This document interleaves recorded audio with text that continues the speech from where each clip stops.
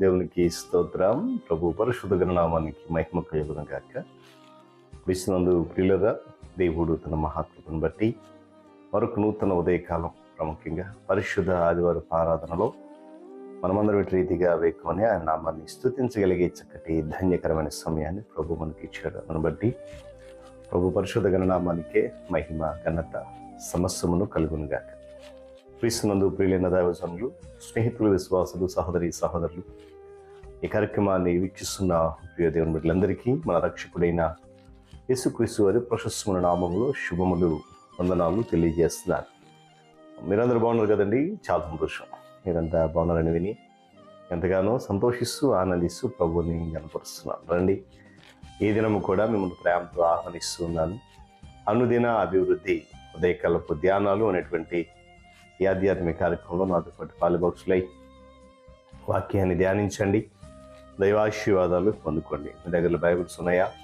తెరచి చూడండి. లేని పక్షాన చదివే మాట విని గ్రహించి వాక్య ధ్యానంలో పాలుభక్షులకు మనం చేస్తూ నేటి దిన ధ్యాన వాక్యంగా న్యాయాధిపతుల గ్రంథము 6వ అధ్యాయము 23వ వచనంలో నుండి మాటను చదువుతున్నాను.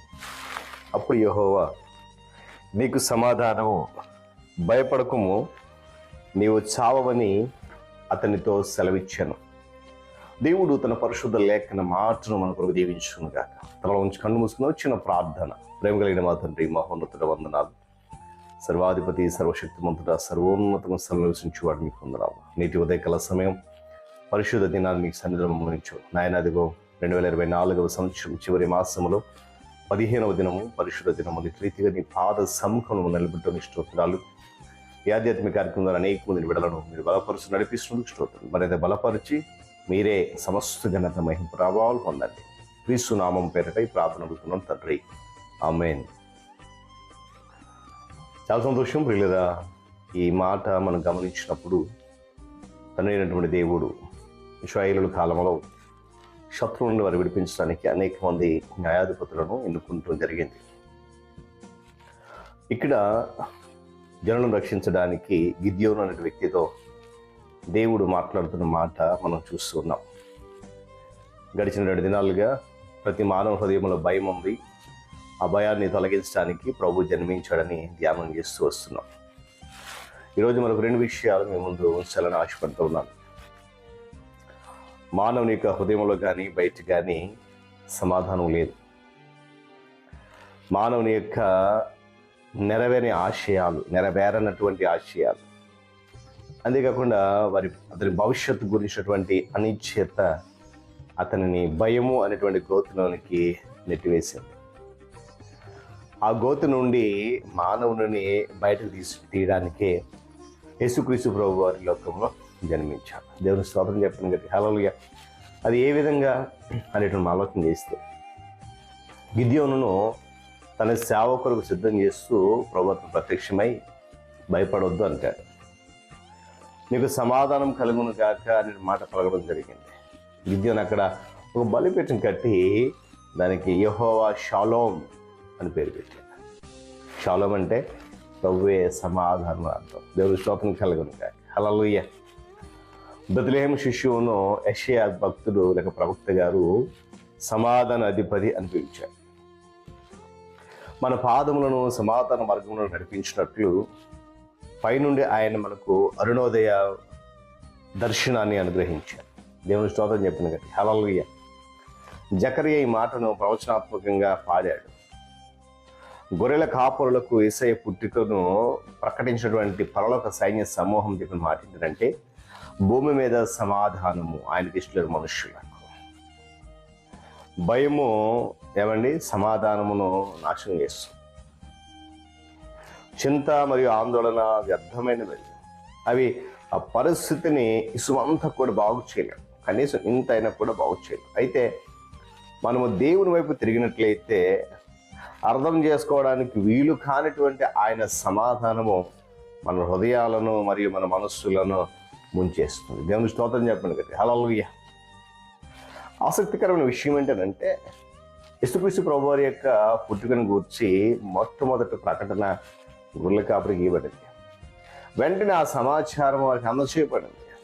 దేవదూత క్రీస్తు జన్మస్థలమును దావీదు పట్టణము అని సంబోధించడం జరిగింది. అక్కడ దావీదు కీర్తనలు సూచించేటువంటి చిత్రాలలో అతి శ్రేష్టమైనటువంటి అతి ప్రియమైనటువంటి కీర్తన ఏదంటే 23వ కీర్తన.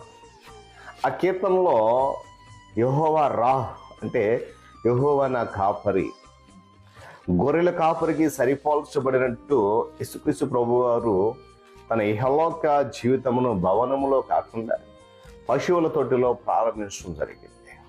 ఈరోజు 2 విషయాలు, యెహోవా షాలోం, యెహోవా రా. గమనించవలసిన కలసము పిల్లల, సమాధానము మరియు ప్రభువే ఆశ్రయము. ఆయనే కాపాడుతాడు. నీవు నాకు తోడైనందున నేను ఏ అపాయమునకు భయపడని చెప్పి ప్రభు యొక్క కాపరత్వపు అక్కడను గూర్చి ఒక గొప్ప ఫలితాన్ని గూర్చి సూచించేటువంటి ఆ కీర్తనదాయు రాశాడు. ఆయన ఇమ్మానుయేలు దేవుడు కనుక భయము లేదు. కారణం ఏంటంటే ఆయన ఎప్పుడు మనకు తోడుగా ఉన్నాడు.